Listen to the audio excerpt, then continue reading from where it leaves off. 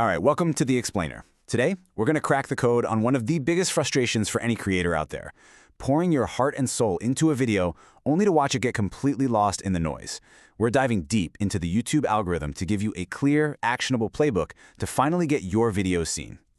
So what's the deal? Why do some videos just explode while others, well, they just fizzle out? It's a question that honestly keeps so many creators up at night. But here's the good news. The answer isn't about luck, and it's definitely not about having 1 million subscribers from the get-go. It's all about understanding one single critical moment in your video's life. And this is it. This is that critical moment. For the vast majority of videos on the platform, a full 50% of the audience is just gone within the first 30 seconds.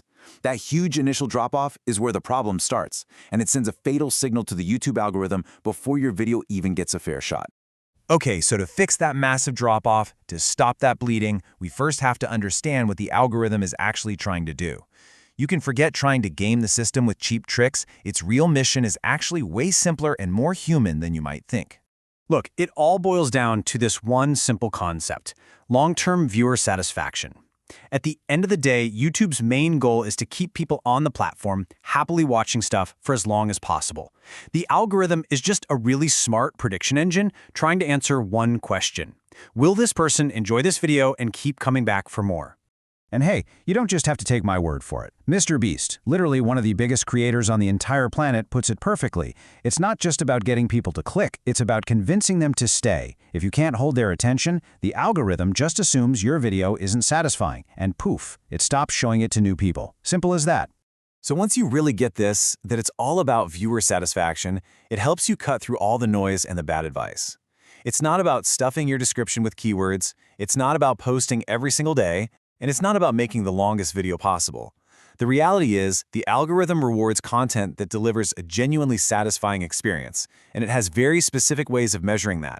Right. So if your satisfaction is the big goal, then audience retention is the absolute #1 metric the algorithm uses to figure it out.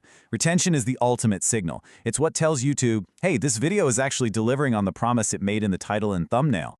And the impact here is, well, it's staggering. The data shows that videos with an average view duration of 50% or more are 3 times more likely to get picked up and recommended by the algorithm. That is a massive, massive multiplier for your channel's growth. So, YouTube breaks this down into 2 key numbers you've got to watch like a hawk. First, there's average view duration. That's just the total watch time of your video divided by how many people viewed it. And second, you've got the audience retention percentage, which gives you that classic graph showing the exact moments people are bailing on your video.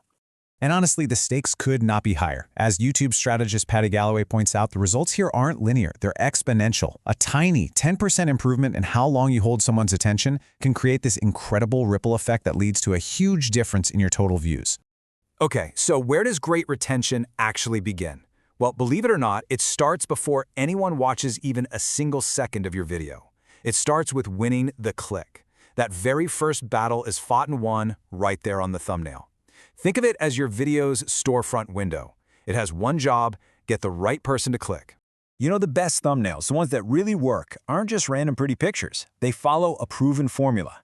They use high-contrast, bright colors that just pop against YouTube's dark or light mode. They feature high-emotion faces that create an instant human connection and spark curiosity. And they use minimal, bold text. We're talking 3 to 5 words max to get that core value across. So how do you know if your thumbnails are actually doing their job? Well, this is what you should be aiming for. Your click-through rate, or CTR, if it's below 2%, that's a red flag. It means your thumbnail and title just aren't connecting.